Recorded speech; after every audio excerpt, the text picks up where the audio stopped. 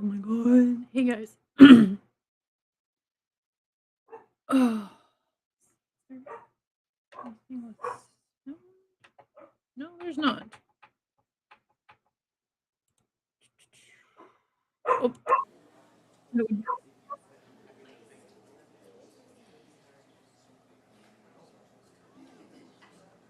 a little bit.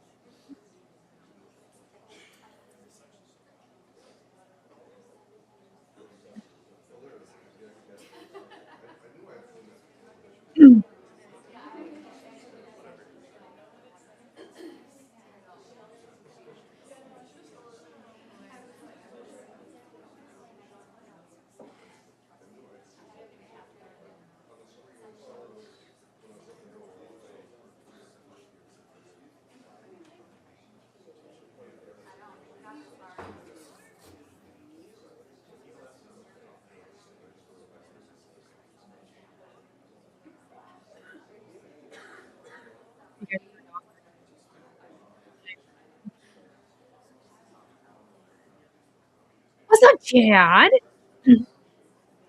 Hi. What are you up to?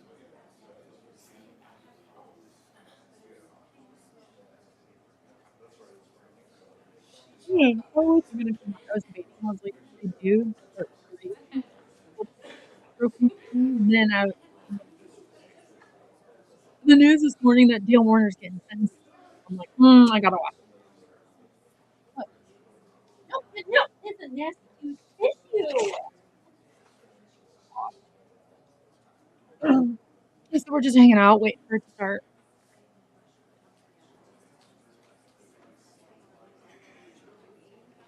This guy, I bet you he's gonna get life in prison without without the possibility of parole. What's going on with him?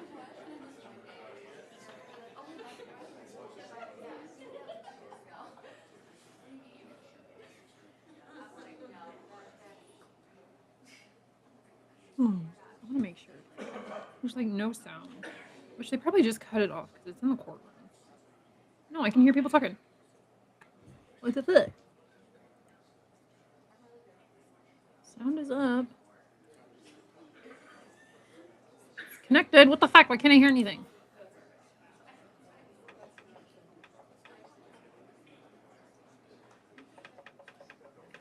Oh, there is sound. Okay, I just wanna make sure I can hear it.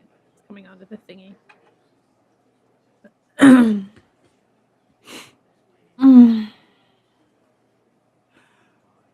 I'm tired. Oh, my husband brought breakfast home after he dropped his kids off at school, and I ate, and now I'm just like, ugh.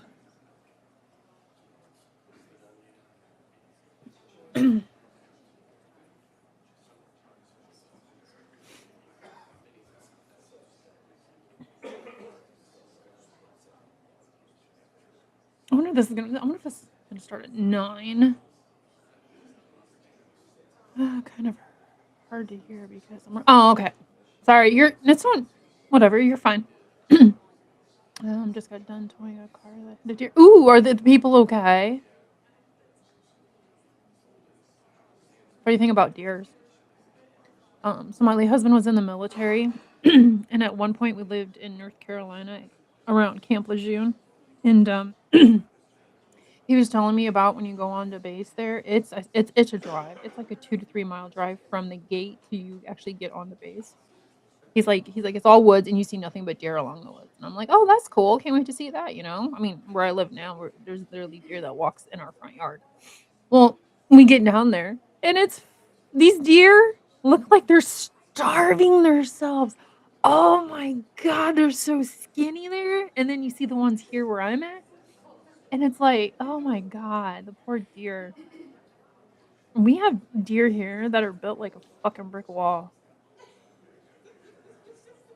There was one, a couple roads down me years ago. Somebody hit it, and it went into the ditch, and it was dead in the ditch. They had to use oh my god, what was like, they had to use a forklift to get it out of the ditch because of how heavy it was. He was a big boy. I got stories for days, let me tell you.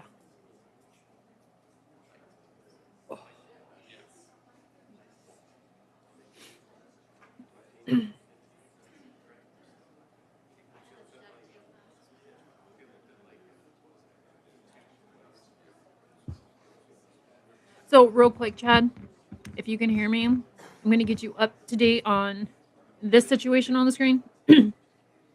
So, this Dale Warner.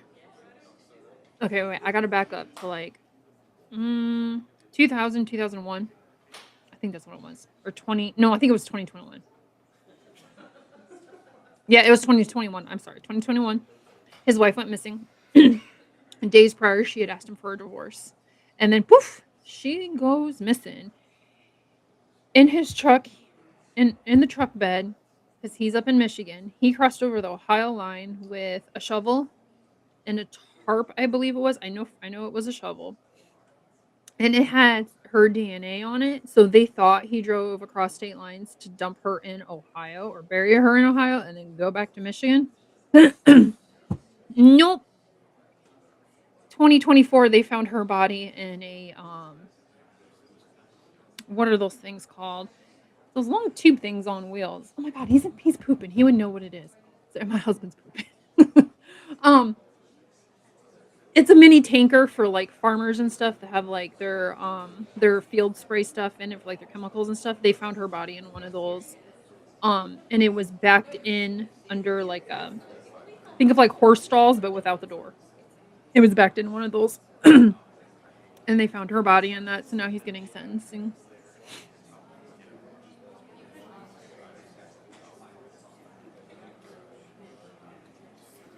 I don't know if he ever admitted to killing her. I know it went to trial. I'm pretty sure it went to trial.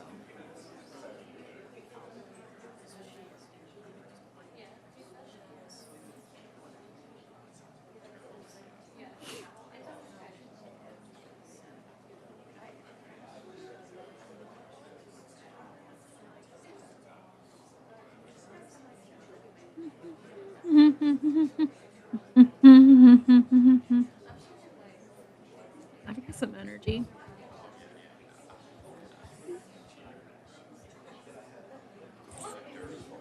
Oh, and Chad, I wanted to let you know because I was telling my husband last night. You're the only one that comes in here and hangs out in my live. So you are my first official regular hand heart.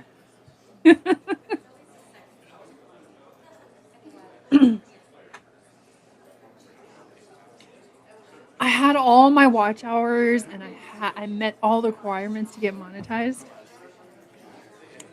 When the Nancy Guthrie case started, and they didn't monetize me because uh was streaming JLR, but I had music behind it, and I had a cover, like a little see-through cover thing, whatever the hell it is, on top, and they still wouldn't give me my monetization. So I'm starting over. Money Tank, yes, that's what it was. Yep, that's what it is. They're sentencing him today.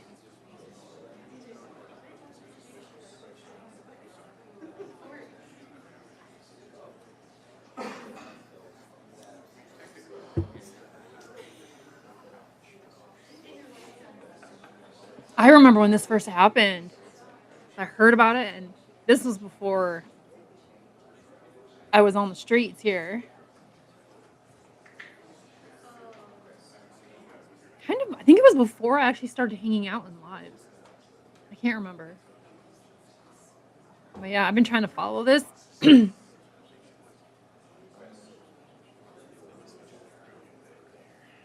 Oh my god, open the door and let the dog in. Huxley's whining at the door. And you are usually on when I'm going to work.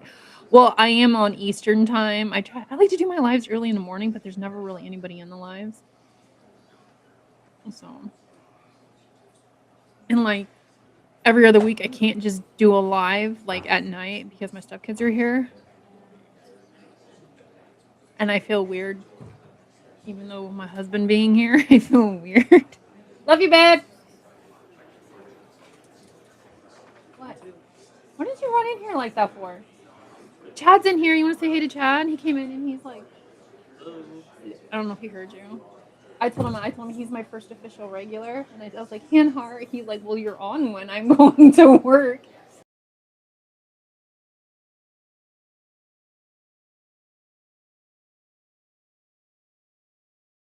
He lives out west. I mean, we already know.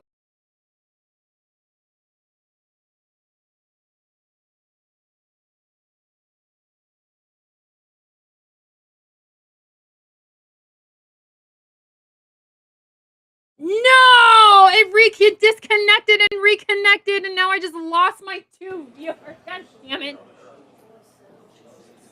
Ah, God, I hate when it does that.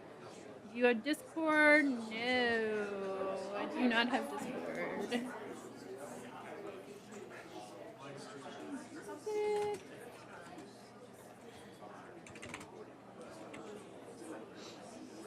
This.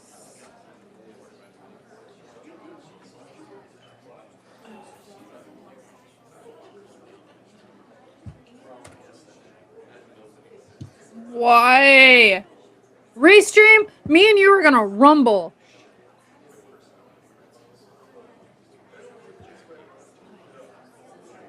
Hold on. Yeah, since I got doxxed by somebody. I know. Freaking Restream disconnected and then it reconnected. Oh my gosh. Don't worry, I haven't looked into you. I don't plan on it either, so you're safe with me. I'll take you under my wing. Don't. No, don't. I'm just a small creator. Very, very small. I was gonna let you know what's happening with my case, and I can't hear. Oh, you're fine. Don't. No, I don't.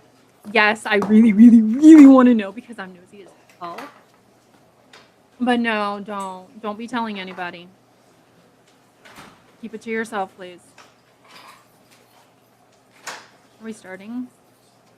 Happening now. Ooh. Can you hear them? I don't know if they're not talking, but they're just making sound.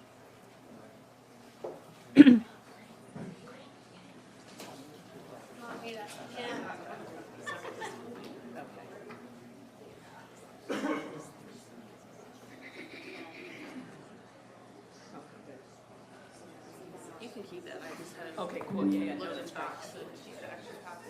Cool.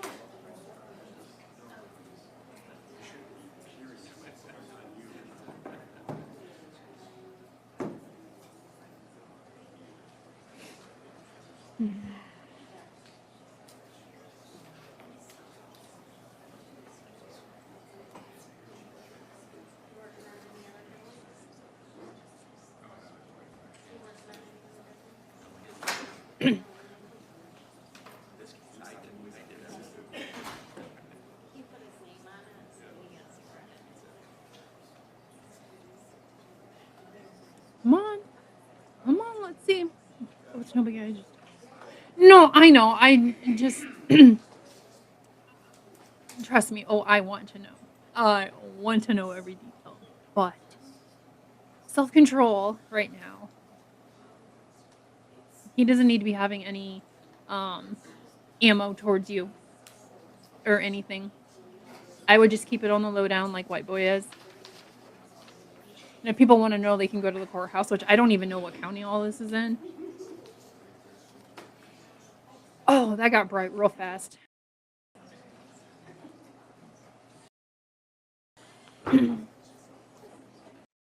Trust me, there's a lot I want to say about him, but I'm trying not to catch a lawsuit.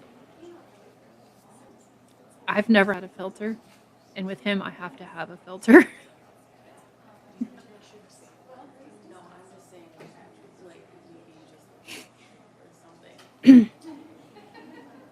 I honestly hope he goes to jail for something, and Magnolia moves her ass right on into that house. Because now that I was running it. It's nothing. It isn't public anyway. Oh, well, I can just go to the courthouse and get screens of like the documents and stuff, and do a live or something like that on it. But yeah, no, I don't want you saying anything to me. 'Cause I don't in case you slip up and say something, no. I wanna be just as shocked as everybody else when we all find out.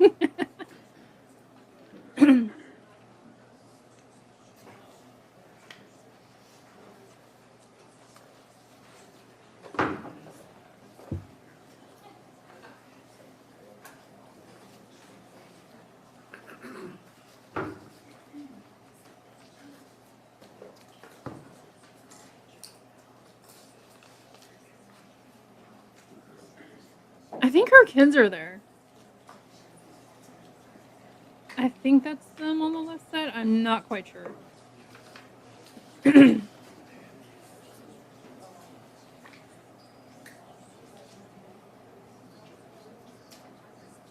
I'll tell you what though, it's weird being on this side of a live stream watching something like this because in the chat, I'm all running my mouth. Here I can't.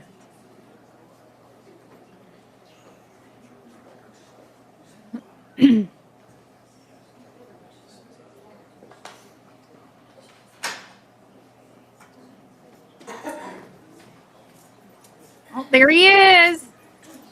Fucker.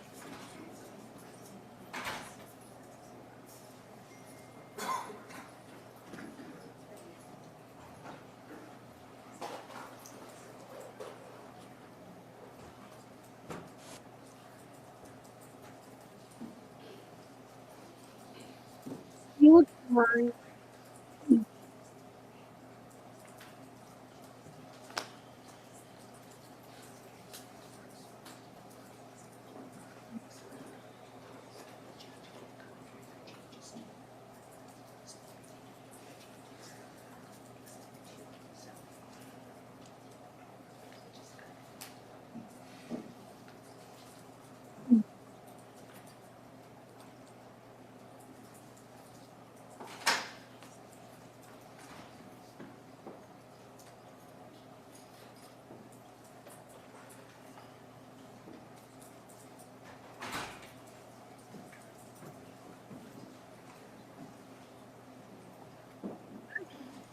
Ask for a room.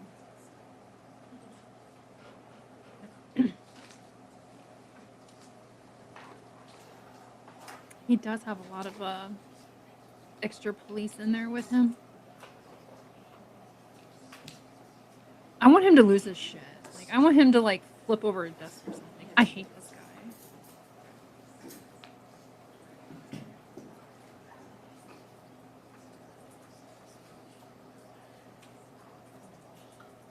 Life without the possibility of parole, please, please.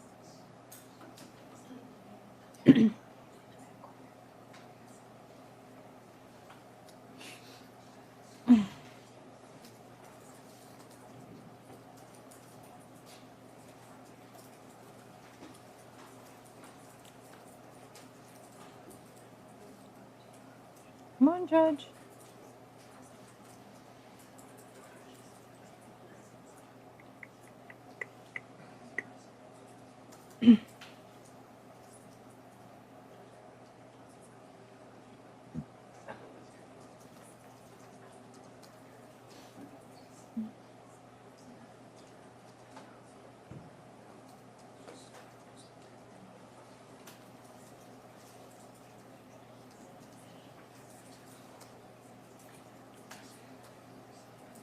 I hope he's scared. I hope he has anxiety. He's scared, fearful, all those horrible emotions right now, considering Dee had all those when he was unaliving her.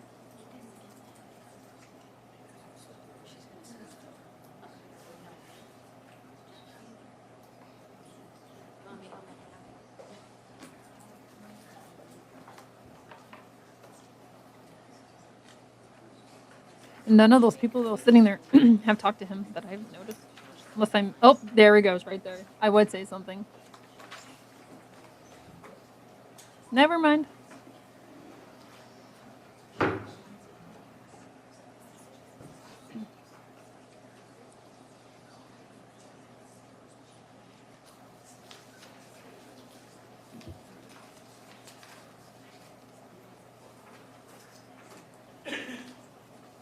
What, Pug Pug?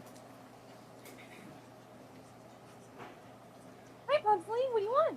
What do you want, Pug Pug? What, Bug? What? Is Dad not paying any attention to you?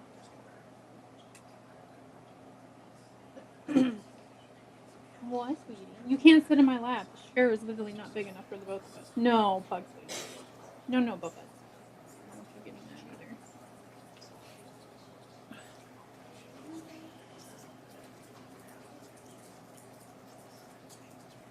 Dog comes in here whining and wants up in my lap. Computer chair, though, is not big enough for the both of us.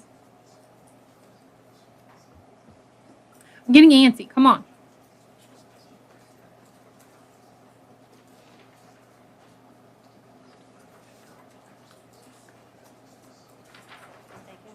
No, not yet.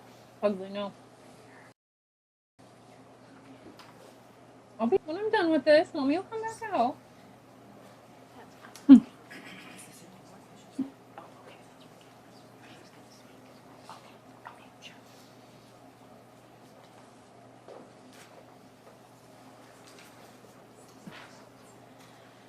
What sucks though is it nice Crocs, dude.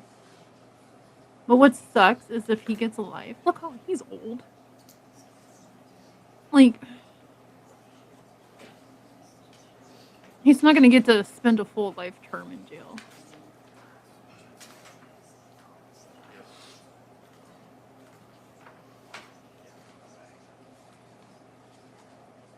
I wonder how old he is. Let me Google that real quick.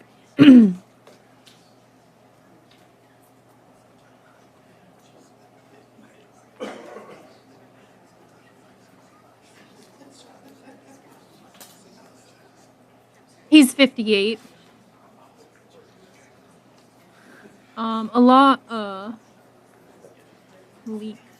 Lonnie, whatever, county jury convicted the 58-year-old Michigan farmer of second-degree murder and tampering with evidence for killing his wife, 52-year-old Dee Warner, in April of 2021 and hiding her body in a fertilizer tank. Chad, you were right. That's what it was. So as of May of this year, he is 58 years old. Thank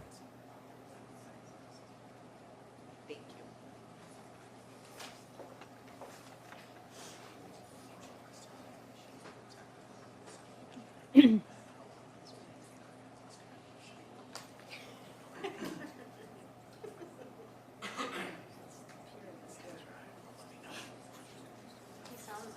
For everybody coming in, because I see more people are coming in, we are waiting on the judge to come in and give sentence him. No, not yet, Chad. I'm holding off and waiting on that.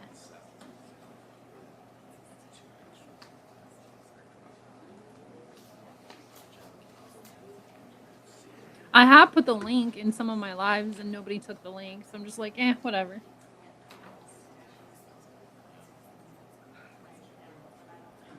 I will have guests though. I'm waiting for the perfect moment to pop that link out on certain things. I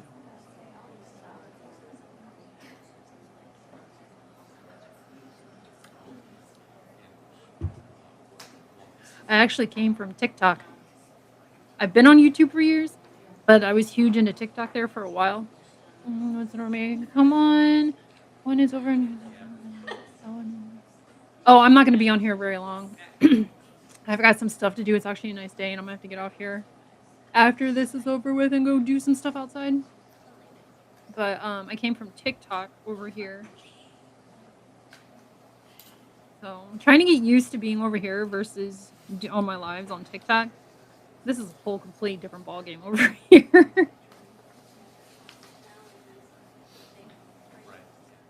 Oh. We're actually gonna have a nice day. I think I'm gonna go spread my mulch and let it try to dry out because I'm gonna dye it black. To match, or like all the mulch match, and then wait for that to all dry, and then I'm gonna glue it all down. I'm so tired of the damn squirrels coming into my flower bed. These little fuckers dig out my shit. I don't know when it'd be next 2 weeks from now. I don't know. Depends on when my cases are. Oh, your case. Your case. Oh. Oh, I don't know if I want. I'm gonna have to think about that one because then that puts a target on me. You probably should go on live with White Boy since all of that happened on his live. You know, the wrong person thing. I don't know. I'll think about it because I don't know if I want that target on me.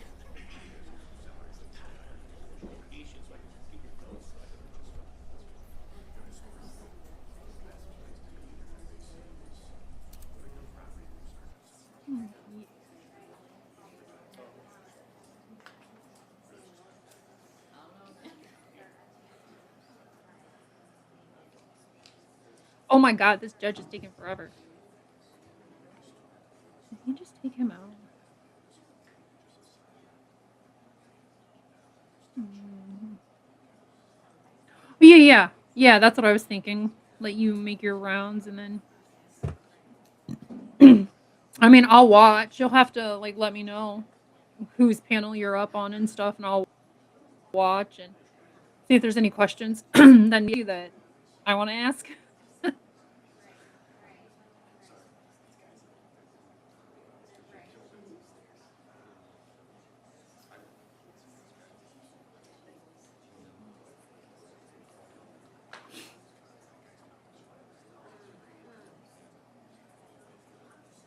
I just don't know how you're like keeping it to yourself or like, you know, certain things that are not made public.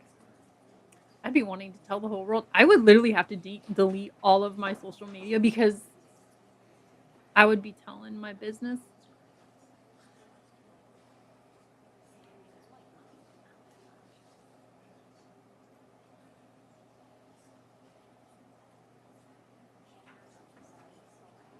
Oh my god, come on, judge. She or he, whoever it is gonna make them sweat.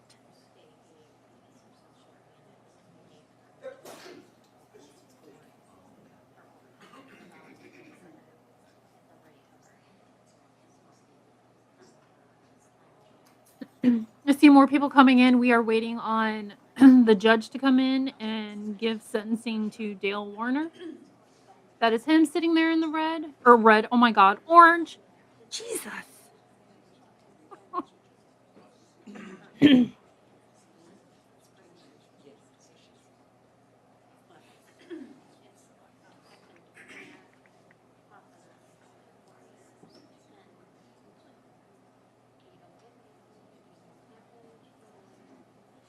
And here I thought I seen it. I was scrolling through Facebook and I seen that they were live streaming this, and I was like, oh, they've been live for like almost 30 minutes now. By the time I get everything set up and ready to go, the sentencing's already going to happen. No, it didn't.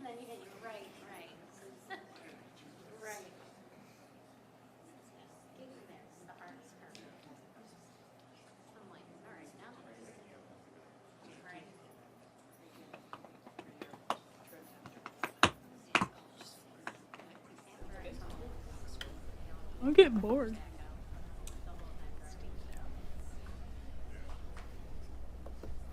All right, well, welcome to 13 Action News. Now, you're getting a live look inside a Lenawee County courtroom. That man you're seeing right there is Dale Warner. Now, in just moments, Dale is set to be sentenced after being convicted of killing his wife, Dee Warner. In 13 Action News, we have been following this case for years right now. Dee actually was reported missing back in April of 2021. Her body, if you remember, was later found in a fertilizer tank on the Warner property in 2024. Now, throughout all of this, Dale Warner's defense argued that there was no concrete evidence of Dale murdering his wife or committing the crimes that he's been accused of. However, if you've been following with us, back in March, a jury actually determined that he was guilty beyond a reasonable doubt. And the court says Dale Warner could receive a life sentence. Our crews have been in the courthouse for about an hour now, and we see that Judge Michael Olsaver has just walked in. We're going to take you live into that courtroom right now.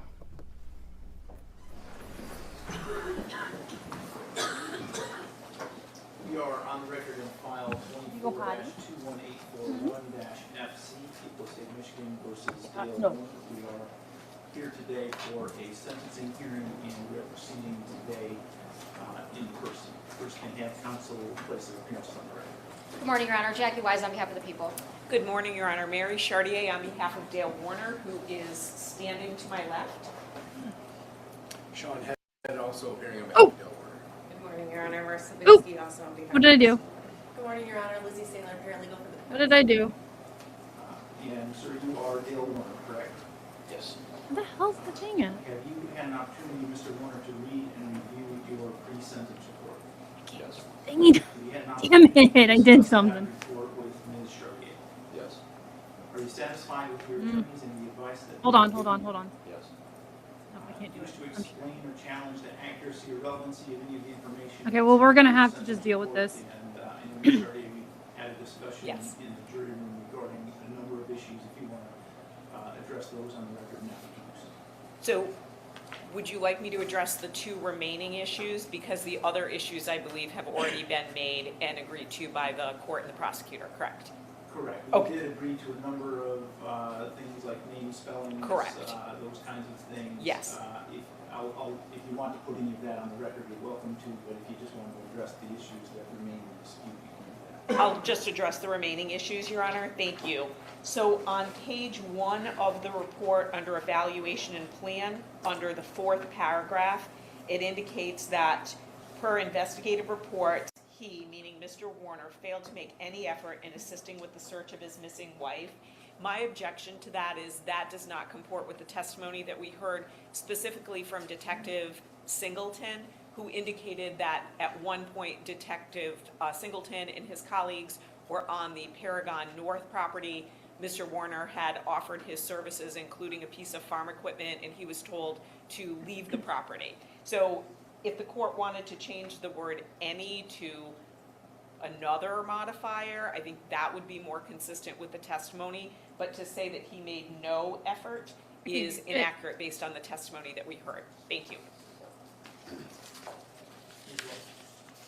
Yeah, I can't make it any bigger. Your Honor, I believe that the testimony presented was that Mr. Warner did not, in fact, make any efforts to search for his wife. The only thing that he indicated to Detective Singleton when Detective Singleton was at the Paragon property was offered to help dig. So if we want to change that to the only effort he made was to offer to dig the property while searching, that's the only instance I recall Mr. Warner offering.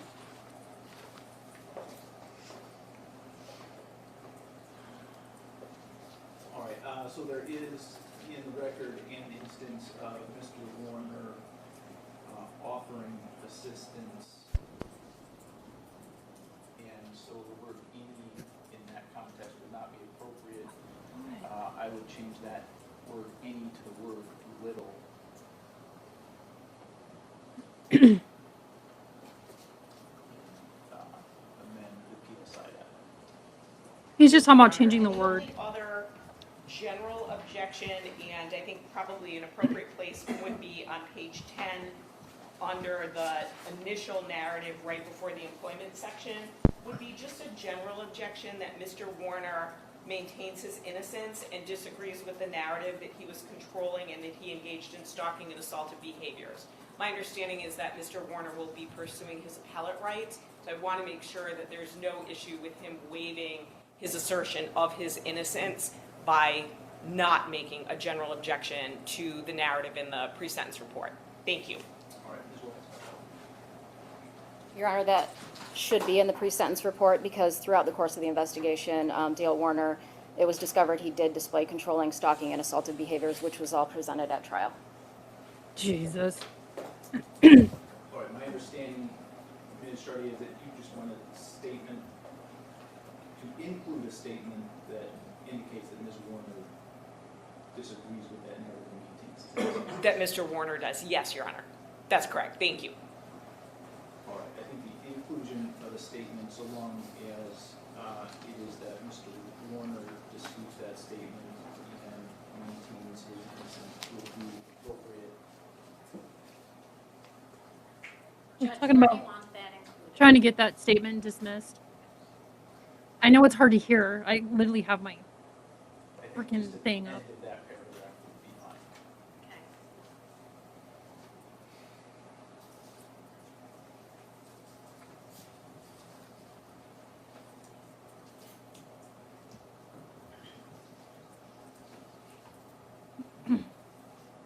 Anything else in terms of the accuracy or relevancy of the information that's in the pre-sentence report? No, thank you, Your Honor. asking if there's any more The information. pre-sentence report does not disclose any prior convictions, so there wouldn't be any with a known constitutional defect. And the probation officer has calculated the minimum sentence and guidelines on the second-degree murder conviction to be 225 to 375 months. I am aware that there are some objections to the scoring. It's talking about 225 something to some 200 and some odd months for secondary murder. Is 5 to 23 months, and I know that there's some challenges there as well, so. This is so hard to hear. With people that have some challenges in the case of the offense. Or if you prefer to do them up at once, you can go in order, whatever way you would find. I apologize. Did you say you wanted to start with the people on our challenges? Yes. Okay. Your Honor, for the guidelines on the homicide conviction, OV score is currently scored at 0 points. The people believe 50 points should be scored. 50 points should be scored when a victim was treated with sadism, torture, excessive brutality, or similarly egregious conduct designed to substantially increase the fear and anxiety a victim suffered during the offense. Sadism is conduct that subjects a victim to extreme or prolonged pain or humiliation and is inflicted to produce suffering or for the offender's gratification. The court did sit here and listen to the testimony, and we heard from Dr. Cho. Dee Warner was beaten to death, strangled, and her mouth and nose were duct taped. She was placed in a tank. Being strangled while being beaten about the head and face would substantially increase the fear and anxiety the victim suffered during the offense. Nothing about OV7 says that the victim has to actually, in fact, experience those things. The focus of OV7 is defendant's conduct and the purpose with respect to aggravated physical abuse.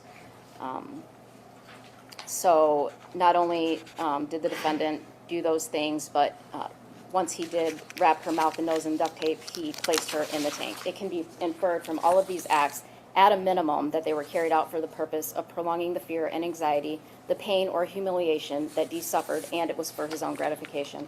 We'd ask that the court score that at 50 points. Your Honor, we would object to the scoring of the OV7 at 50 points. There was absolutely no testimony, and there's no evidence in the record of what Ms. Warner experienced in Shut terms up. of her awareness of being placed in the tank, her awareness of being duct taped, anything like that. Being assaulted, being strangled, of course, is going to be fearful to the person who is experiencing it, but it is things that are excessive that warrant the scoring of 50.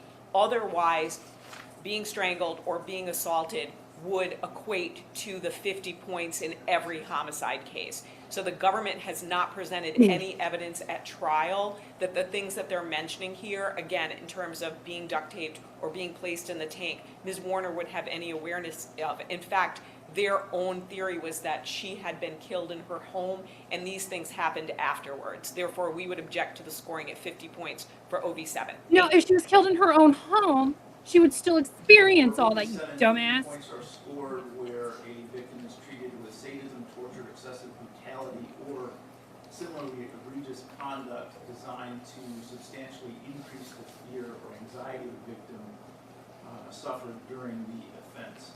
OV7 provides 4 alternative grounds for scoring 50 points. The similarly egregious conduct clause is, under the case law, a discrete alternative to conduct that does not constitute sadism, torture, or excessive brutality. Therefore, if a victim is treated with sadism, torture, or excessive brutality, 50 points should be scored even if the defendant did not intend to substantially increase the victim's fear and anxiety. In this case, Dr. Cho testified that during the autopsy he found contusions on the right and left cheeks, the right and left eyes, the left shoulder, and contusion on the back of Ms. Warner's head. She had a contusion and abrasion on the front of her neck.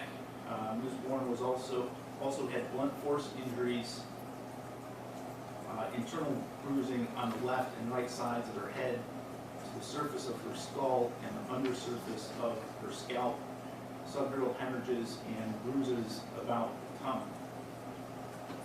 Ultimately, the causes of death determined in this case by Dr. Cho were both strangulation and blunt force injuries to the head, either one of which he testified could have independently caused Ms. Warner's death.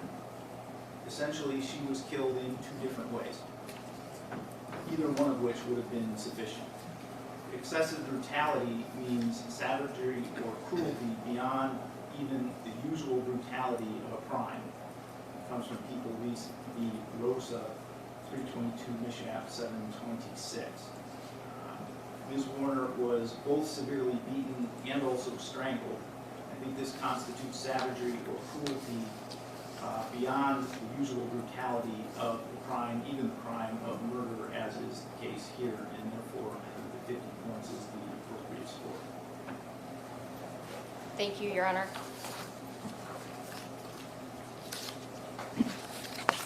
The people would also like to address OB 10. That is currently scored at 5 points. The people would argue that that should be scored at 10 points for the murder conviction and 0 points for the tampering conviction. 10 points is scored when the offender exploited a victim's physical disability, mental disability, youth or agedness, or a domestic relationship, or the offender abused his or her authority status. The gravamen of OB 10 is that a vulnerable person was exploited. The court heard the testimony that Dee was extremely upset and weak that night. She had a migraine. She took medication. She went home to ask her husband for a divorce.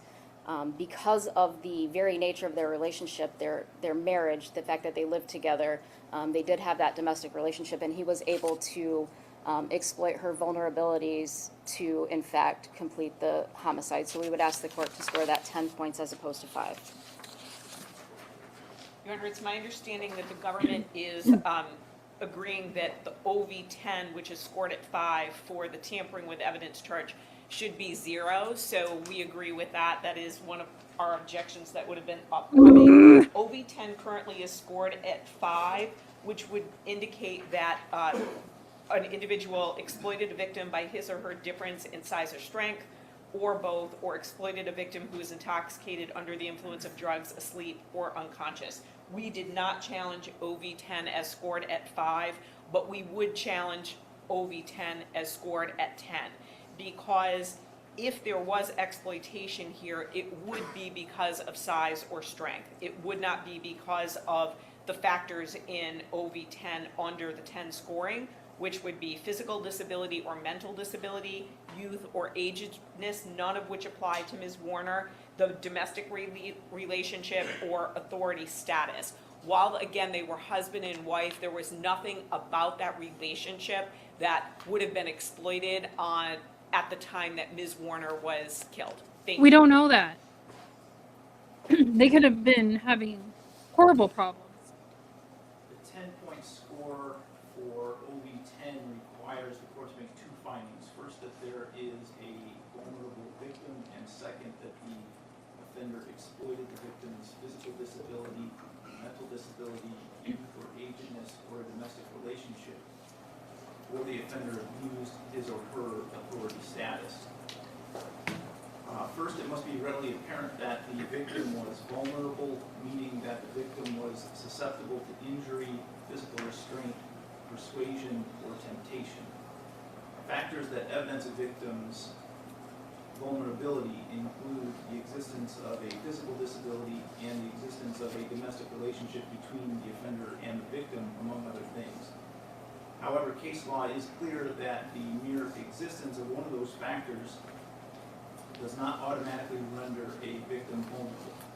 The key is that the victim was susceptible to injury, physical restraint, persuasion, or temptation.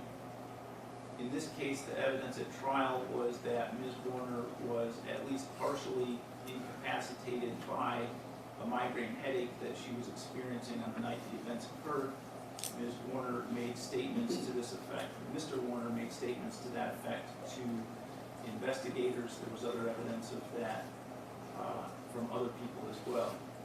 The physical disability resulted in her being less able to defend herself or escape the situation, and therefore more susceptible to injury or physical restraint. Therefore, I do believe that she meets the definition of a vulnerable victim. Yes. Second, the offender must have exploited the victim's physical disability, mental disability, youth, agedness, or a domestic relationship, or the offender abused his authority status.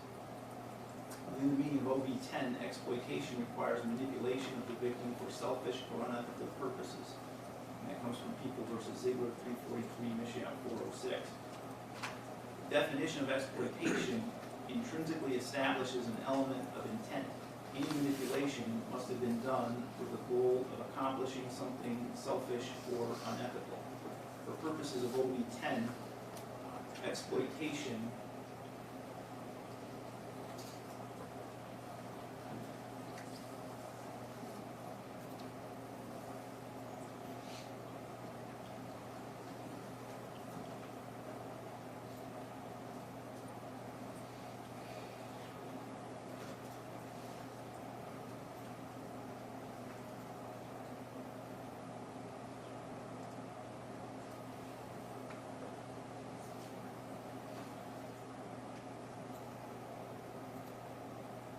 Oh, that must be important.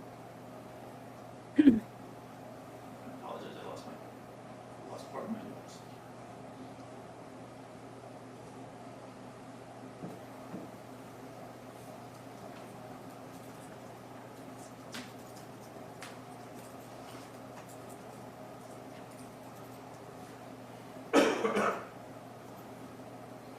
Sorry if you guys can hear my speaker. I have it up really loud so I can hear what he's saying.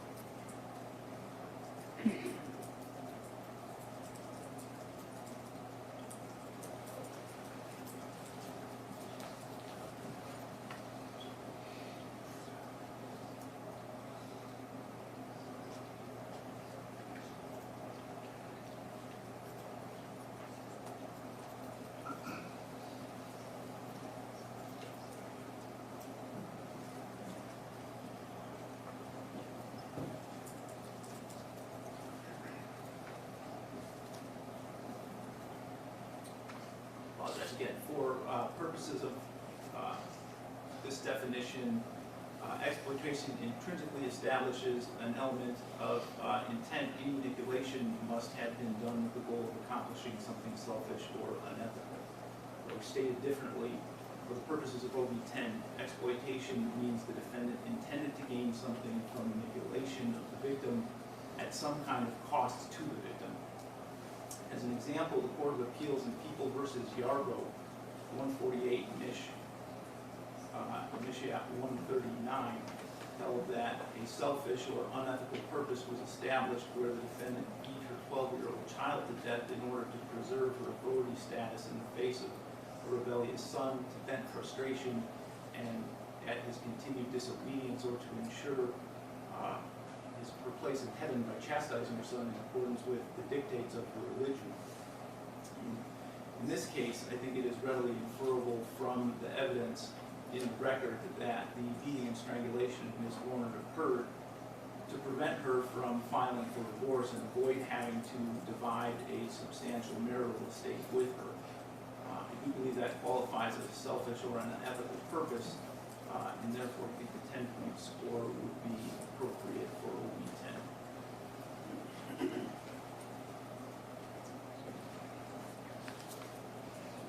Your Honor, for tampering, is OV 10 scored at 0? I believe the people agreed with that. Okay. Accurate is wise. That's correct, Your Honor. Thank you, Your Honor. For the tampering charge, it would be scored at 0. For the second-degree murder charge, it would be scored at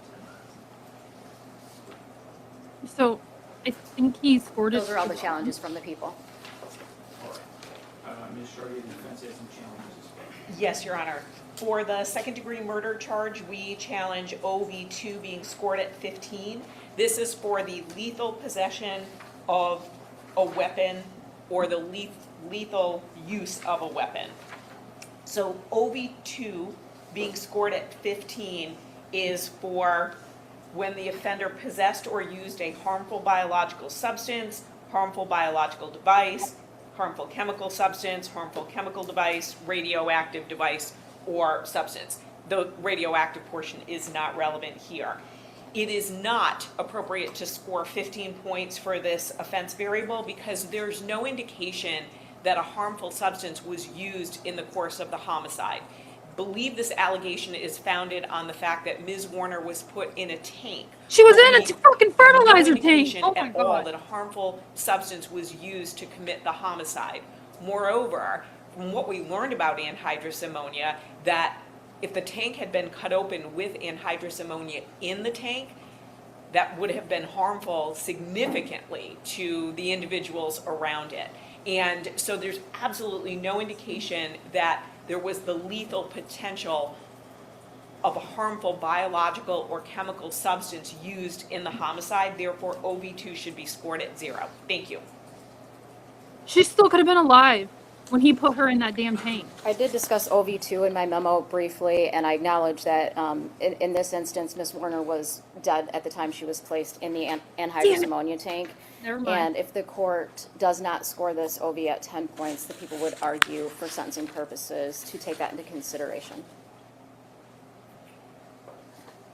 Okay, with respect to OV2, this is an offense variable that has to be scored giving consideration to the sentencing principle in pursuant to People versus McGraw.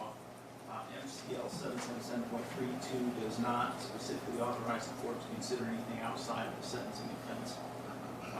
There was not evidence in this case that during the commission of the murder that any biological, chemical, or radioactive substance or device was used or possessed. I understand that there was a lot of chemicals around the farm and that it may have later played a role in the tampering portion of the case, but there wasn't evidence in this case that it played a part in the commission of the murder, and so I don't think any score for OV2 would be appropriate. I would set that at 0. Oh. Thank you, Your Honor. We are also challenging OV14, which was scored at 10, and that 10 points is scored, indicating that Mr. Warner was a leader in a multiple offender situation. There's literally no evidence on the record that there was another person in the house other than Mr. and Ms. Warner based on the government's own theory of when she was killed. So that should be scored at 0. Thank you. Your Honor, when scoring OV14, the entire criminal transaction can be, should be considered. In this case, there was evidence presented that on April 27th, 2021, Dale Warner, in fact, enlisted his son to come and pick him up to help him move that tank. At the time that his son called, the police were there and explained their intent to the property. And his son indicated at that time, confirmed that the dogs were on their way, said his dad was still out planting, and in fact did go pick up his dad, brought his dad back to the property so that he could in fact move that tank. So OV14 is correctly scored at 10 points. Your Honor, there is literally no evidence that Jaron Warner knew that his father was going to be moving a tank. So if we look at the entirety of what the government presented, Mr. Warner spoke to his son on the telephone. His son went and picked him up from another property, brought him back to the Munger property. What Mr. Warner did after that was Mr. Warner's choice. There is not one shred of evidence that his son knew anything about a homicide or moving a tank or that Ms. Warner was in a tank. So to say that he enlisted his son to move the tank is belied by the fact that there is literally no evidence that Mr. Warner asked his son to pick him up so that he could move a tank. That should be scored at 0. Thank you. That's a normal thing within the farming. For purposes of OV14, a leader is defined in relevant part as a person or thing that leads, a guiding or directing head as in an army or political group. And to lead, find in relevant part as in general guiding,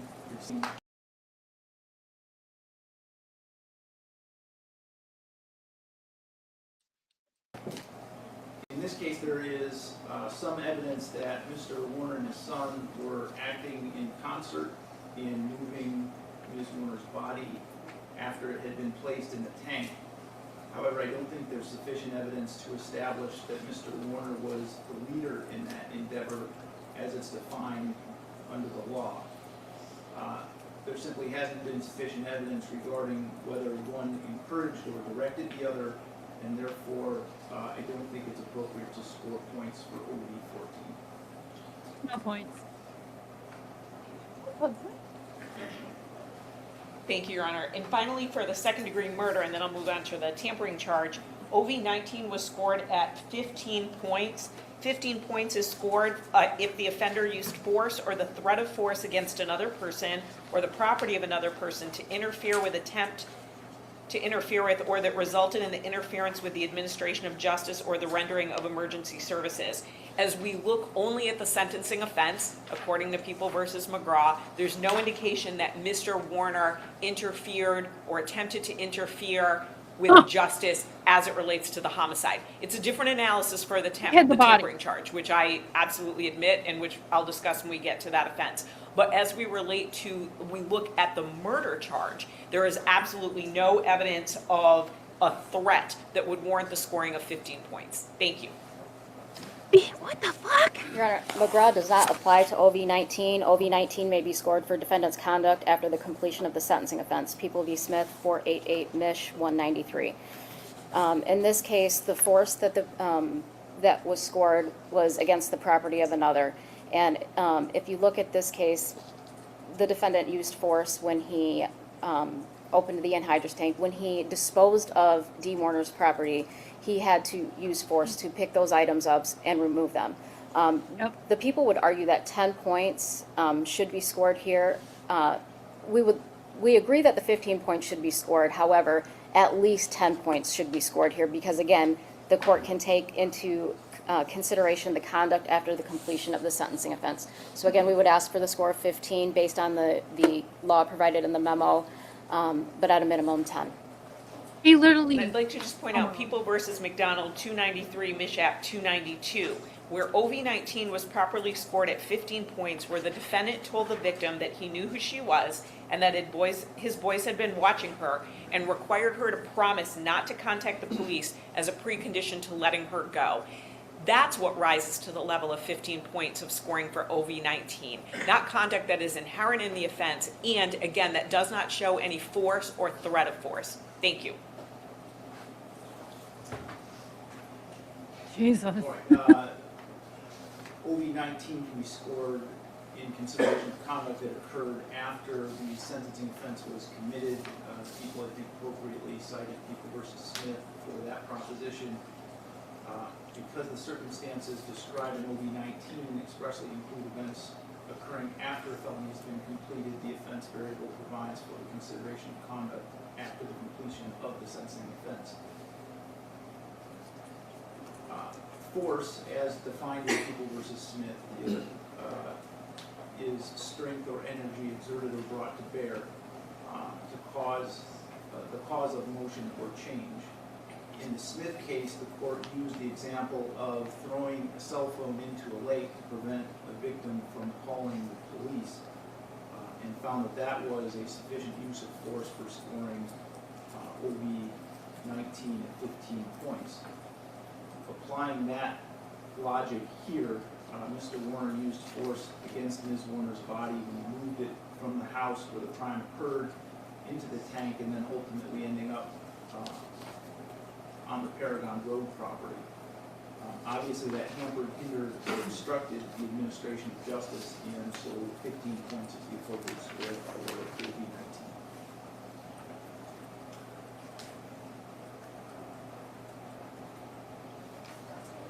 Your Honor, I think for the second-degree murder charge, then that leaves us at PRV score of 10, level C, OV score of 140, level 3, which is the same guideline range, 225 to 375, with an upper limit of life. I just want to make sure my scoring is correct before we move on to the tampering, if that's okay. That is consistent with the map that I have. Okay. Ms. Weiss. Yes, Your Honor, sorry, it took me a minute. I was trying to go as we were going along. Thank you, Your Honor. For the tampering with evidence charge, we only have two issues. One, again, is OV 14 being scored at 10 for tampering with evidence as being the leader in a multiple offender situation.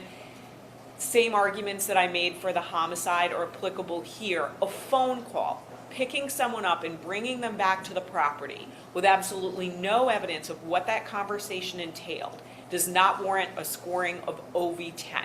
There is literally no evidence that Mr. Warner's son knew that Ms. Warner was in a tank, that she had been killed, that a tank was going to be moved. Absolutely none. It is really speculative to try to equate a phone call and then Mr. Warner's actions afterwards with the fact that his son supposedly knew what he was going to engage in. So I would ask for that variable to be scored at 0. Thank you. Your Honor, I would make the same argument, and I understand the court's ruling as to OVs 14 and 19 on the tampering with evidence. All right, I would adopt the prior ruling here. Again, I don't think there's a preponderance of evidence to establish that Mr. Warner was directing or leading as opposed to some assistance being offered. And so I don't think that the score is appropriate to use that or set that at 0. Thank you, Your Honor. And then similar arguments for OV19. We believe that OV19 should be scored at 10 for the same arguments that I made on the homicide charge. Thank you. Again, Your Honor, same arguments, and it should be scored at 15.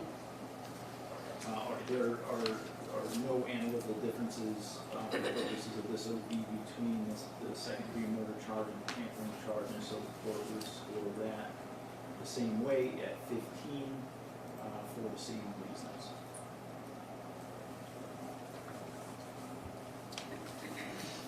I believe that leaves us with a total offense variable on the tampering charge of 30, which would not change the calculation. So I think it's 15. I believe it would change it to 15 as well, Right. Your Honor. So I believe it's, the PRVs are scored at 10 points level C, and the OV is 15, and I'm pulling up the grid right now.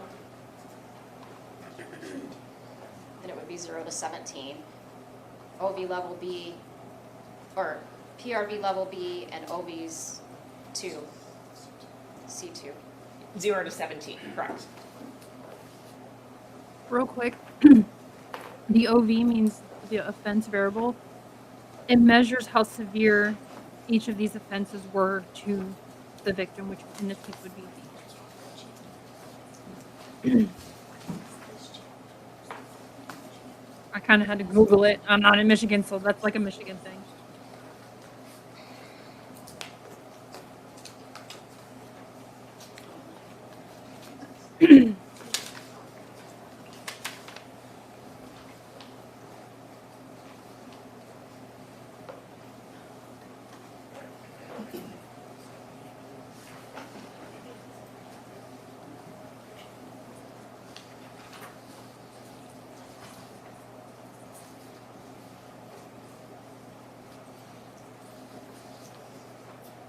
All right, before the court passes sentence, then Ms. Shardy, is there anything you'd like to say on behalf of Mr. Warner? Yes, Your Honor. The court heard the testimony, and a significant part of that testimony was about Ms. Warner and who she was as a person and how much she was loved by her family, her friends, and the community in general. So there is no doubt that this case is a tragedy because Ms. Warner's life was cut short. She is mourned by so many people who loved and cared for her, and they always will. Her death has devastated the lives of so many, none more than her children. She had 5 children, and while other family members and friends and community members mourn her passing, her children are the ones who are going to feel this loss the most. This court is well aware of the factors used to determine sentencing, so I won't go through all of those, but I would just like to point out Mr. Warner has no prior convictions whatsoever. Those who knew him and know him best, describing him as being a kind and even-tempered man who gave a lot to the community and tried to help out others when he could. Even when he was in jail, he showed compassion to other individuals, men who were being released who needed, for instance, clothing, and he asked his family to donate some of his clothing to them. He also used his time in jail to further his faith, which has helped him get through this ordeal. And while the case is undoubtedly tragic and extremely serious, this court knows that we are all more than the worst things that we have ever done in our life. Word I would salad. ask this court to consider all aspects of Mr. Warner in imposing concurrent sentences. My understanding is that Mr. Warner is choosing not to make a statement today, but he would like me to say that he loved his wife, he maintains his innocence, and he did not kill his wife. Thank you. All right, Mr. Warner, I understand your attorney just said you did not want to make a statement, but I believe I'm required to address you directly on the record. So if there's anything you would like to say before the court passes sentence, you have that opportunity. Ms. Wisely. Yes, Your Honor, there are a number of people who would like to address the court, and we kind of briefly discussed it in chambers. I don't know if you want to go through those individually, if you've made a ruling, or how you would like the people to proceed. First, I think I'd like to give both sides an opportunity to state their positions for the record, and then I can make my decision. Okay, Your Honor, I believe as far as T.J. Bach and Raquel Bach are concerned, there's no objection to those speaking at sentencing. We have Greg Hardy, no objection. Shelley Hardy and Parker Hardy, I believe there's an objection to those two speaking, as well as Catherine Adams. The sentencing court is afforded broad discretion in the sources and types of information to be considered when imposing a sentence, including relevant information regarding the defendant's life and characteristics. Shelley Hardy has been married to Greg Hardy and has known Dee almost her entire life, at least as long as she's been married to the defendant, and has been around the defendant for the entirety of that marriage. Catherine Adams was a family friend who has been around for a little while. So I would ask the court to allow those people to address the court. Thank you, Your Honor. We understand that the Court of Appeals has indicated that the sentencing court has broad discretion in terms of who to hear from. But the statute is clear on who is allowed to submit an impact statement or who is to make an impact statement. Ms. Warner's children absolutely are covered by the statute, as is her brother. He is a sibling. But Ms. Hardy, Parker Hardy, and Catherine Adams are not covered by the statute. So while the Court of Appeals gives the court discretion, it is counter to the specific language of the statute and runs afoul of statutory interpretation. Ms. Adams is not related to Ms. Warner at all. She's a family friend. Parker Hardy is a nephew. Shelley Hardy was a sister-in-law. So we would object to those letters or individuals speaking at sentencing. Thank you.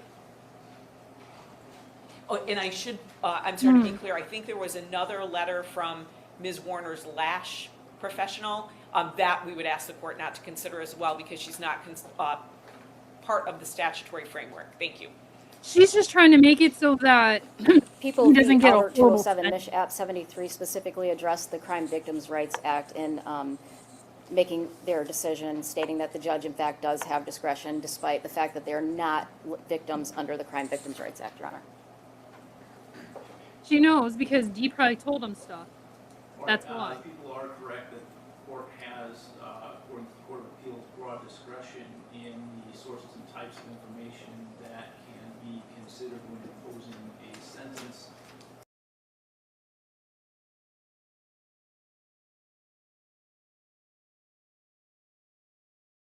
That Ms. Hardy and Parker Hardy have relevant information to Mr. Warner's life and characteristics, in addition to being in-laws of Mr. Warner. These people all live very close together, adjacent together. They spend a lot of time together. They did business together. And so certainly Mrs. Hardy and Parker Hardy would have relevant information. And so I would allow them to give a statement. Yes, but I think he's that allowing them. is, where I would draw Thank you, Your Honor. I'd ask Shelley Hardy if she can come up at this time.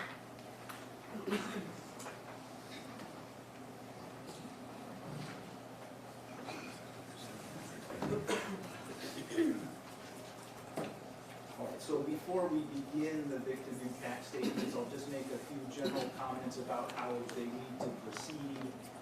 First is as each person comes to the witness stand, I'll ask you to state your full name and spell your full name so that we have it correctly. I'm also going to ask that every person getting a victim impact statement address the court and tell the court what the impact of the crime has been on you. This isn't an opportunity to name call or anything like that toward the defense attorneys, or anything like that. There's a level of decorum that I will require people abide by. I understand it's a very emotional situation, but again, there's a level of decorum that we all need to abide by in this process. So Ms. Hardy, you can proceed. A family friend. I'm Shelley Hardy, SHELLEY, HARDY.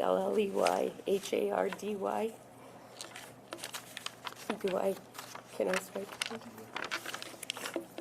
Here we are finally, the day of judgment for Dale Warner. Some things in life, no matter how young or old, we can't understand why. Life and death, two most important things that happen to every single one of us. We never know when we are chosen to leave this earth, but I have learned that the horrific word murder is not one we can ever imagine would happen in a lifetime. Our minds have been chosen to go somewhere that is not normal or comfortable to be included in that club. Dale, you have taken Dee from us when I so wished you would have turned and walked away. You not only destroyed all of our lives, but also the lives of your children and families, and You not only destroyed all of our lives, but also the lives of your children and families, and especially Angelina's. You took her mother from her. I only hope that every night when you close your eyes, you see the beautiful face and smile of Dee, and that her image then turns to her lifeless body, nose and mouth duct tape. Remember that last image. We will keep her alive in our hearts, her laughter and love of life, that you will never be able to have control of her again, and knowing that you will never be free again to walk on our land or your land again, but hopefully will be your judgment for your life in prison. Dee knew we would fight to the end, and we won. And now I'm going to remove my bracelet that I've worn since Dee was missing, because we got justice. Damn, I'll go cry. Thank you.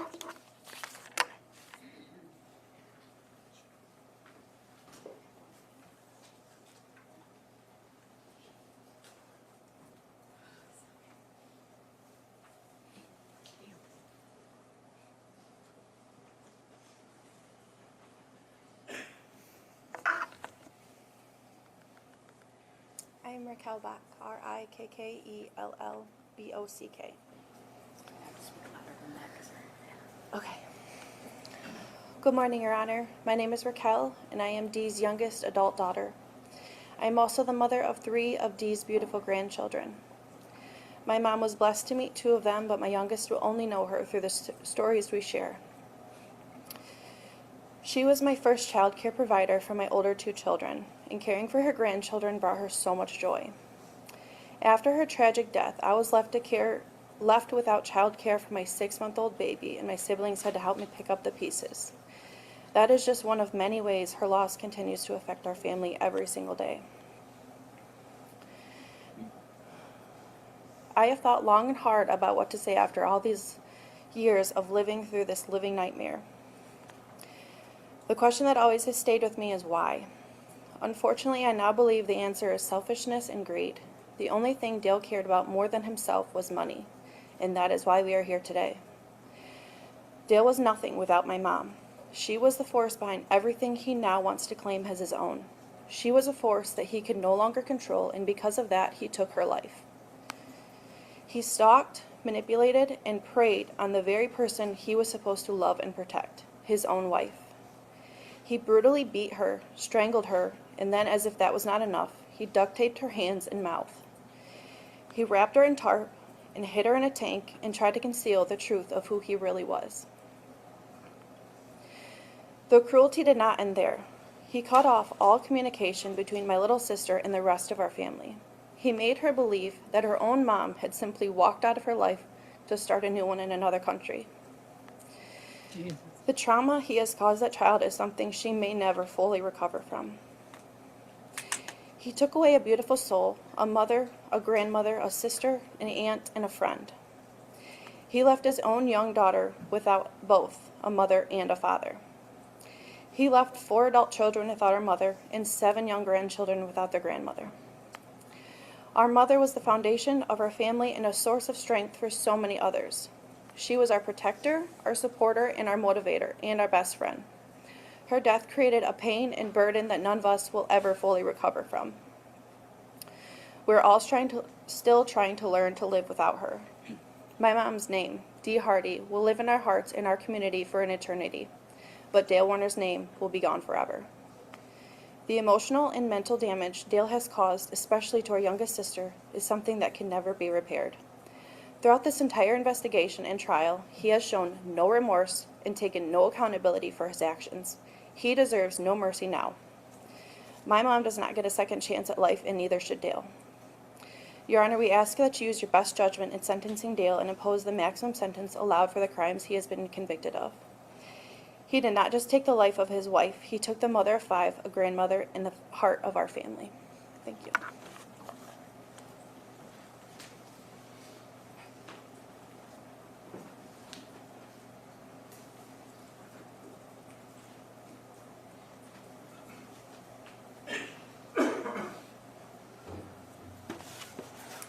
Hi, my name is TJ Bach, TJ B-O-C-K. It's almost over now.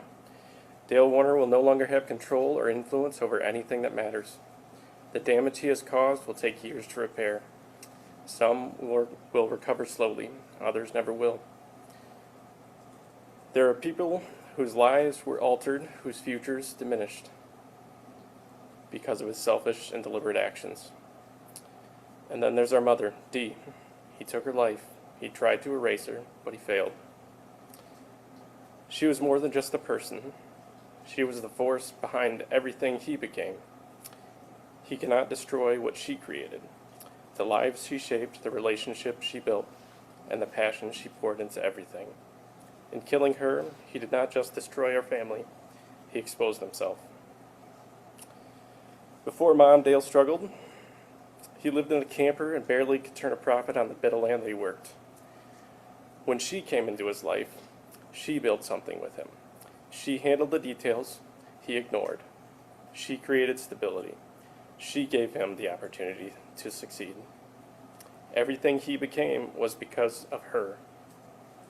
And when he killed her, he proved he could never replicate what she was. Instead, he dismantled what she built. He sold off her assets. He took out loans in her name, even months after her death. His actions were not just violent, but calculating and self-serving.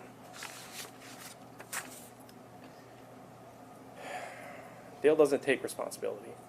He manipulates, he distorts reality, and he shifts the blame. He involved his own children and family in this deception, pulling them into his lies, using them to cover the truth, and turning them against the people who refuse to believe him. And while I'm angry, I also recognize this. They are victims too. They were manipulated, used, and in some cases implicated in the crimes.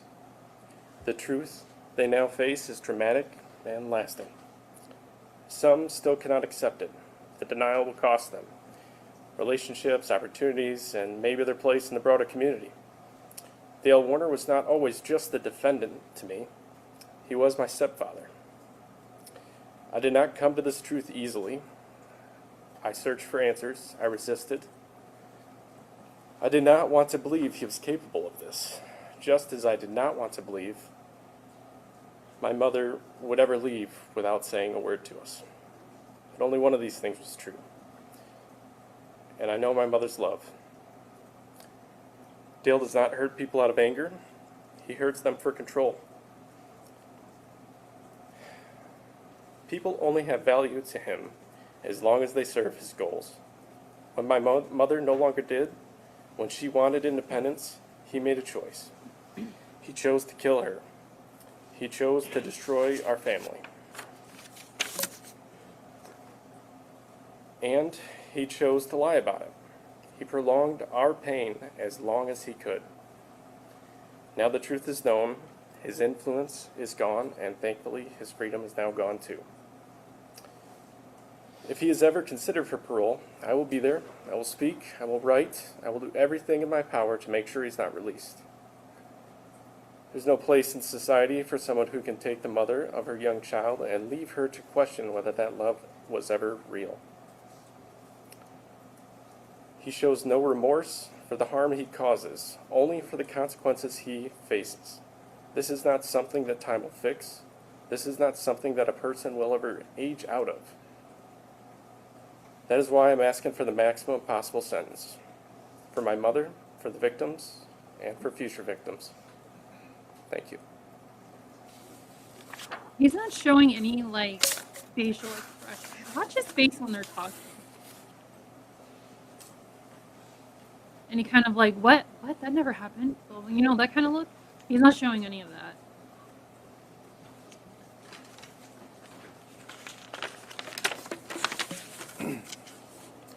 Your Honor, in an interest of the court, I would like to briefly state the effects of the criminal actions of Dale.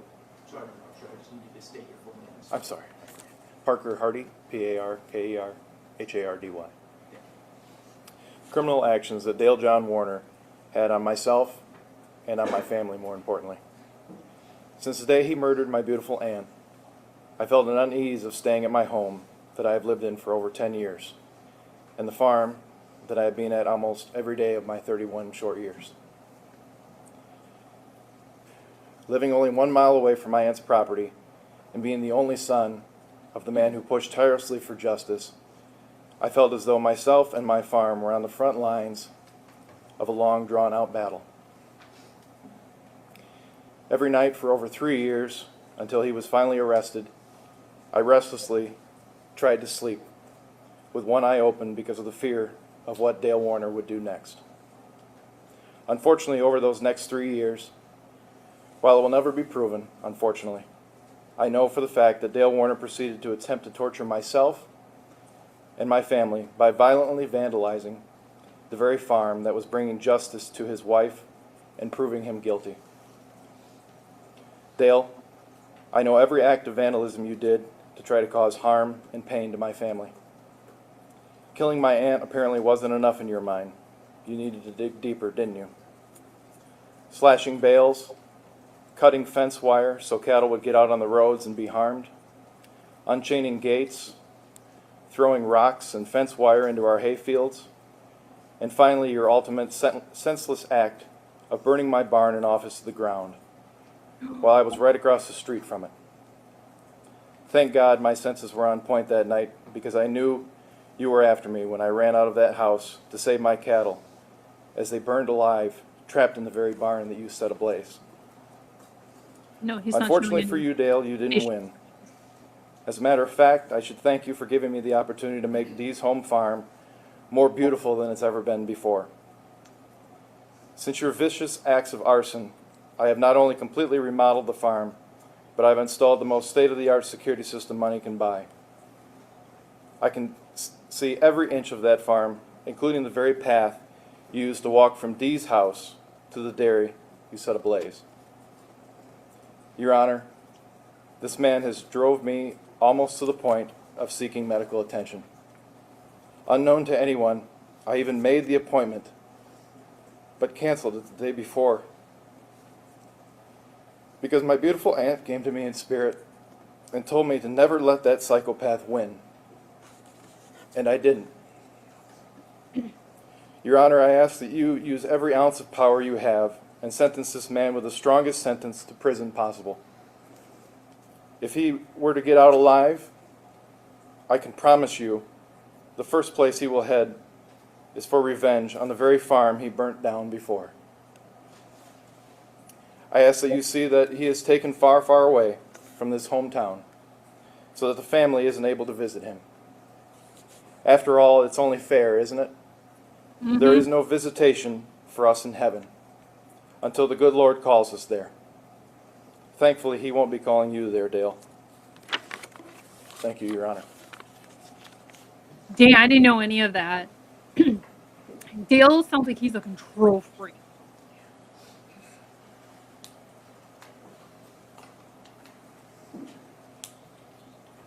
This gotta be her brother. He looks just like her.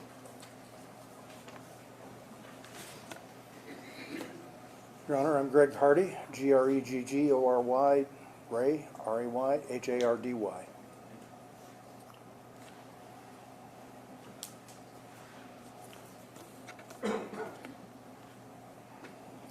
Ms. Chartier, your legal comments have helped me to state that Dale John Warner, you're a narcissistic, psychopathic liar and murderer.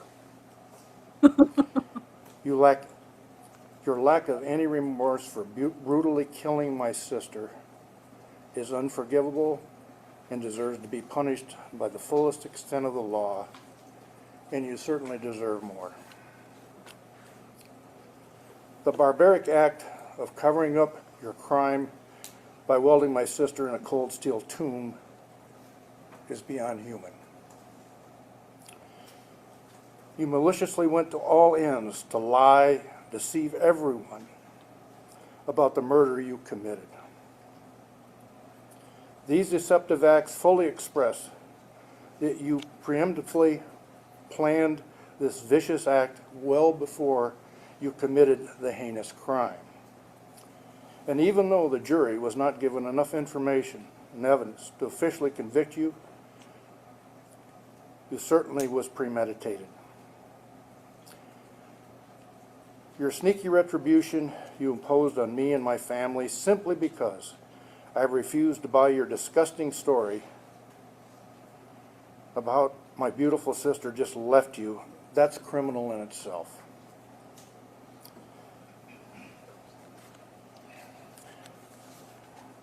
The vengeance acts of vandalism that you committed against me and my family that have gone unadjudicated are blatant and criminal. The economic damage you imposed on me, not to mention the emotional fear you attempted to impose on me and my family in your quest to get me to stop seeking justice for Dee, is outrageous. You are a spineless piece of human debris. Just face. Are you going to ask you to confine your comments to addressing the court and, I'm sorry. as I said, not in No, let him speak, Judge. kind of behavior? I'm sorry. To the court, I only hope that the only way Dale Warner is able to leave prison is in a small dark box. Yes. May God absolutely have no mercy on him whatsoever. Thank you. I wanted to hear the rest of his name calling. Come on, he started off strong with the psychopath, narcissistic stuff. You gotta love old people, man. Oof.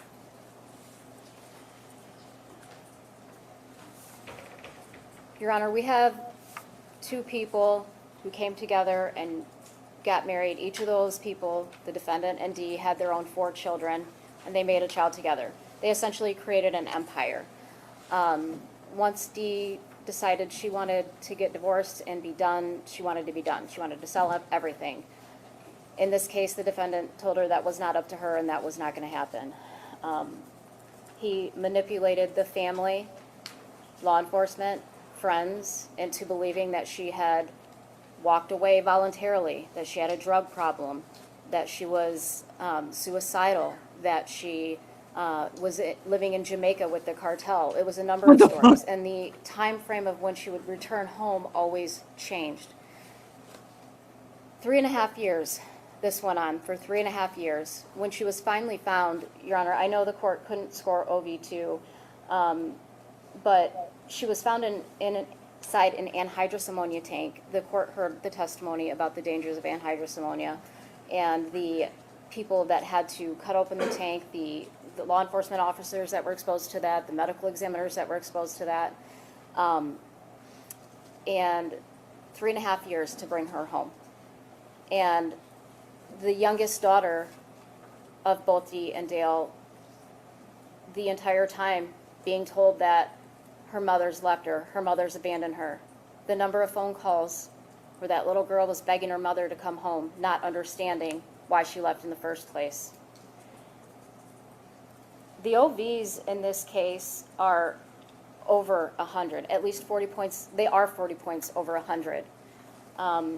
For all those reasons, Your Honor, we would ask the court to follow the recommendation and sentence the defendant at the top end of the guidelines and sentence him to a term of 31.25 to 60 years.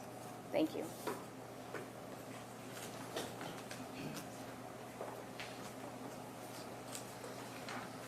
That little girl.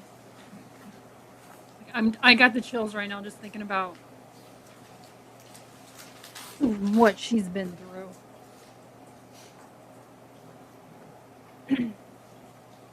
Oh, you ain't got nothing to say now?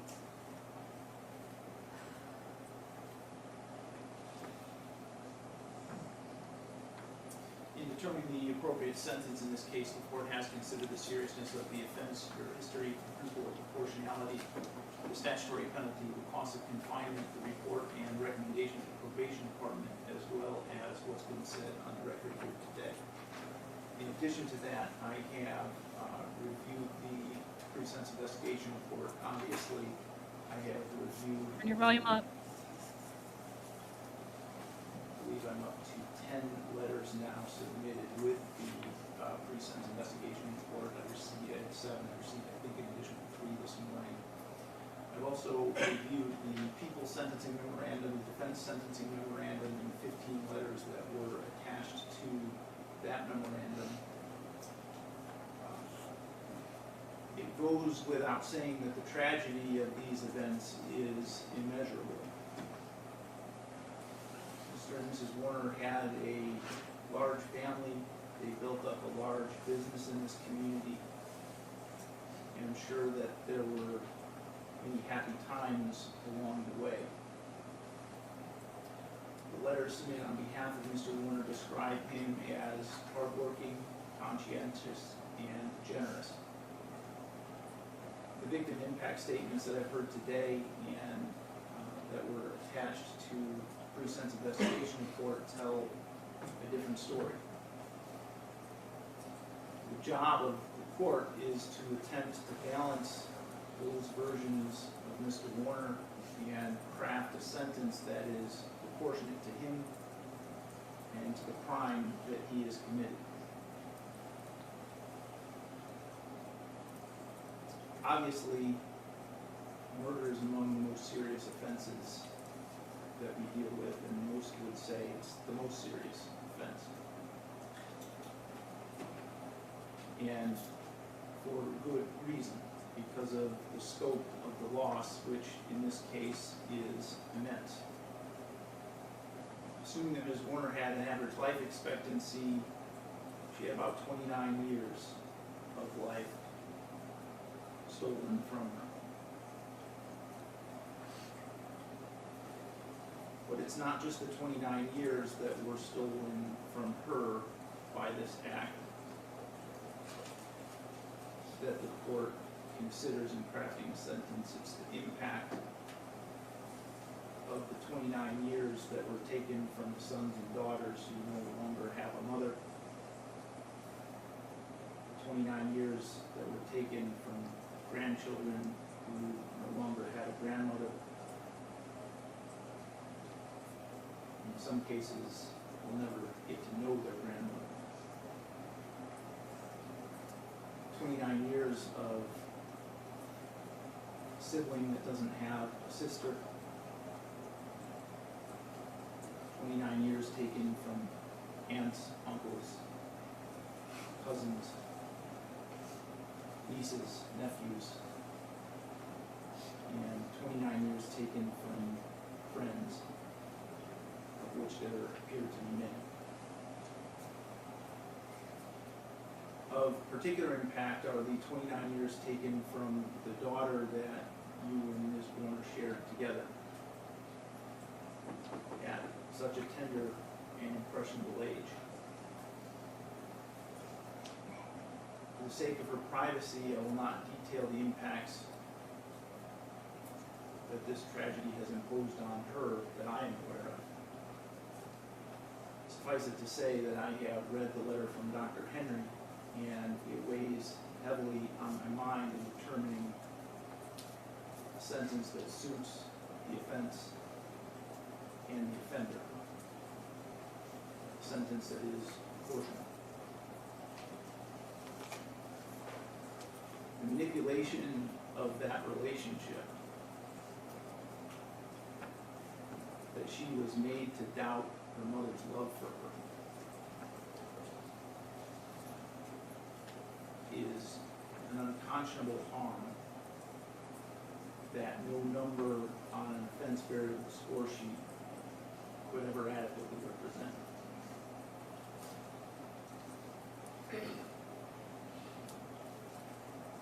There were a number of statements in the letters I received about closing a chapter, beginning healing, and moving on from this tragedy. Unfortunately, this is one of those types of tragedies where the chapter doesn't always end. As Mr. Bach said here earlier this morning, some will never recover from the injuries, psychological harm that they've experienced as a result of these crimes.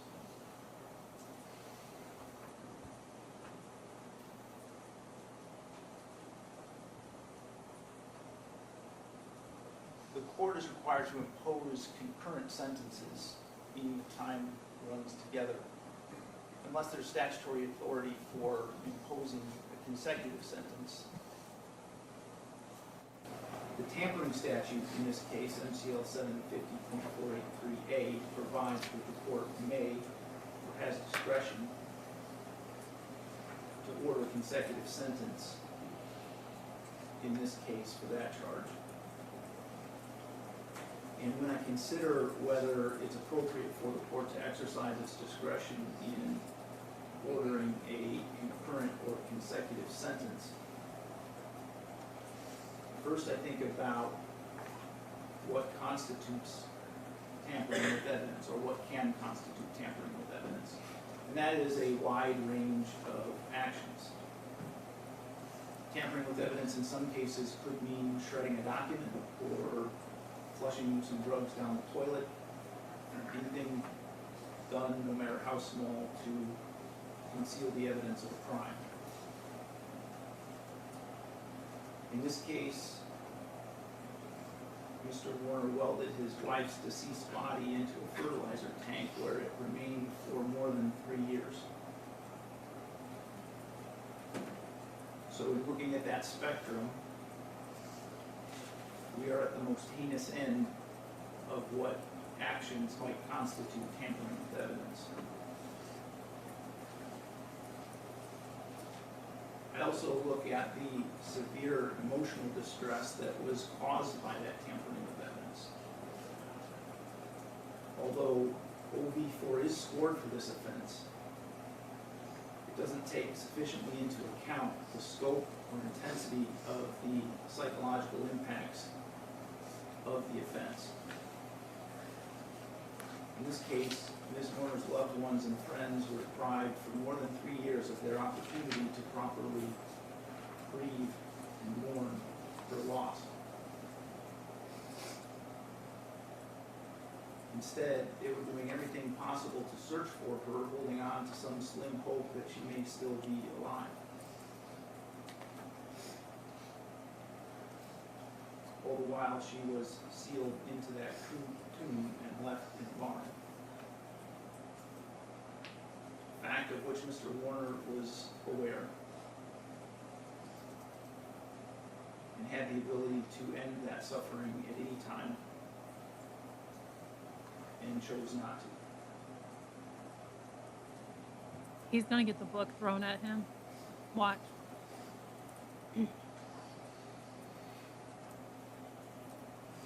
I'll be shocked if it Although was certainly 60 years. not as significant as that, I also look at the public and private resources that were required to uncover the crime as a result of the tampering that occurred.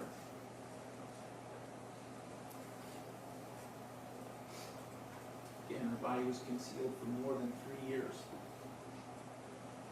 During that time, a tremendous amount of public and private resources were deployed in an effort to find her. Seemingly an endless amount of searching on various properties in different locations, all of which didn't need to happen but for tampering charge.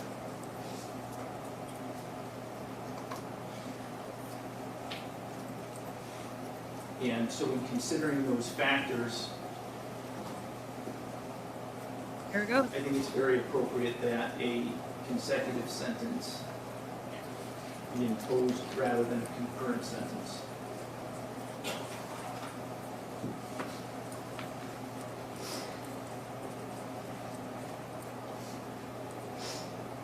If there weren't a consecutive sentence imposed under these circumstances, I don't know when it would ever be appropriate.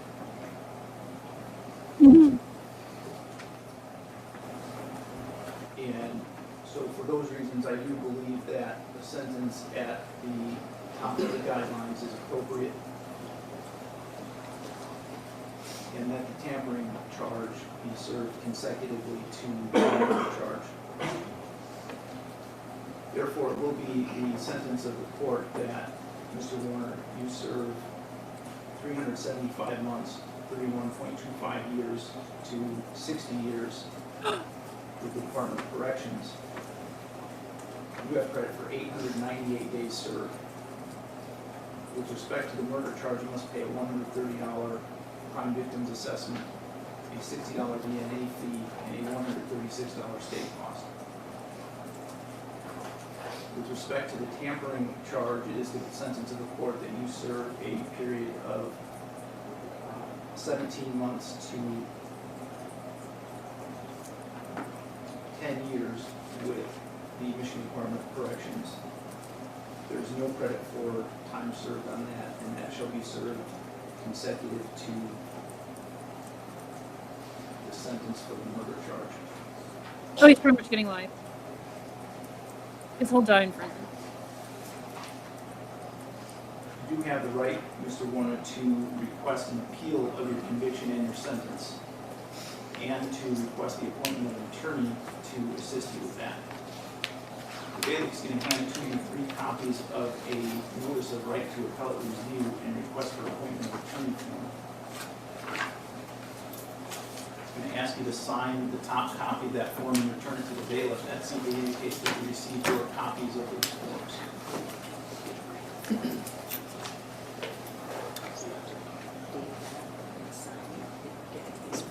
The only emotion he showed in his face was when the judge was telling him months to years. He scrunched his eyebrows a little bit. I'm watching it. He's showing nothing. If he's so innocent, why isn't he showing anything?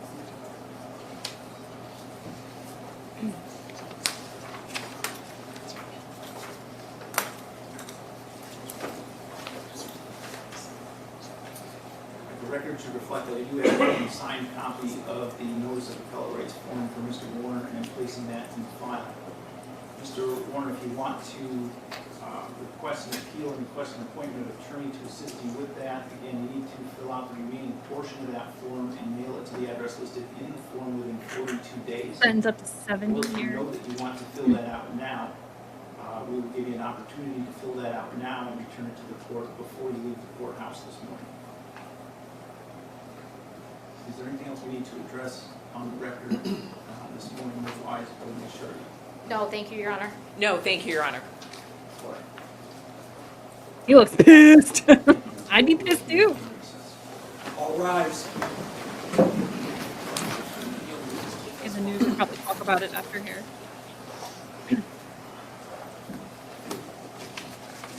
He's gonna die in prison. He's what did I say? He's what, 52 or 50, whatever. Yeah, he's gonna die in prison.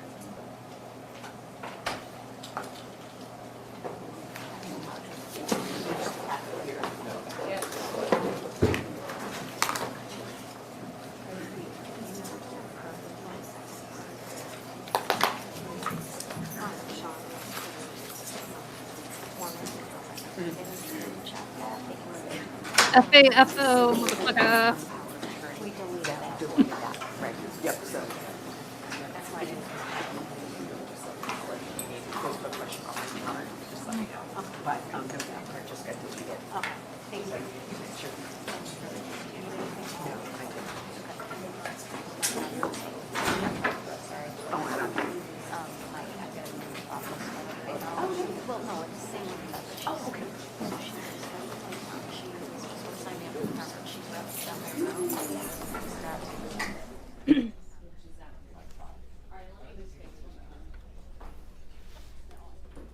I hope Dee's family can now sleep in peace. And welcome to 13 Action News. Now, you just saw, we gave you a live look into the courtroom. Our crews are still there. We'll give you a look right now inside that courtroom. We did just see Dale Warner being taken off by Lenawee County Sheriff's Office, and what he's facing right now is up to 70 years. Now, that's up to 10 years for tampering and up to 60 years for the murder charge. All throughout today, our crews have been there for over 2 hours and about 15 minutes now. We heard from Judge Michael Olsaver bring down that sentence up to 70 years again for Dale Warner. We've been following this case for years, and all throughout today, a pretty emotional scene. We heard from family, friends of Dee, really talking about their relationships, what they knew Dale to be, and who they said he truly was.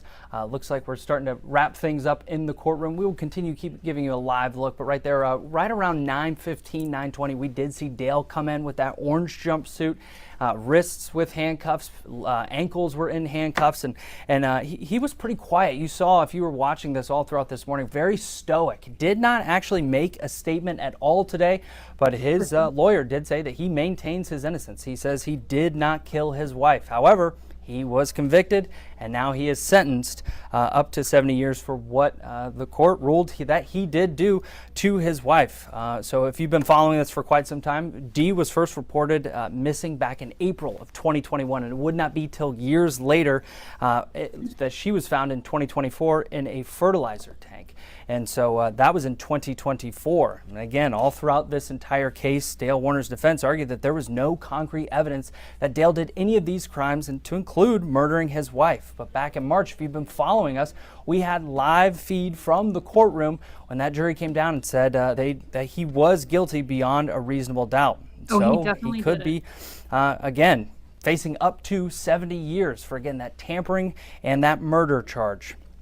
We will continue following this all throughout today. I'm sure we will have our live crews. Our photojournalist Kevin Binding and reporter Sean Haggerty are in that Lenawee County courtroom, so you can expect another update in about an hour and 20 minutes when we go live for 13 Action News at noon. But biggest thing right now is just hearing the emotions from friends, from family that really knew Dee, and you kind of heard that they really knew Dale as well, and the things that they spoke to, and the type of person that they believe he truly is. You saw a lot of what they would consider true colors of Dale, and that judge, Michael Olsaver, bringing down the sentence up to 70 years right now. So that is what we have. We've been showing you this live all morning long, so stick with us. We're going to have plenty of reports, plenty of insights into the courtroom. If you did miss this live stream, we'll be covering this all throughout today, but you can expect another in-depth report around noon on 13 Action News. So stick with us, and we will continue following this as this continues to You'll have to develop. go to 13 So stick ABC's with us. website and look at their live if you want to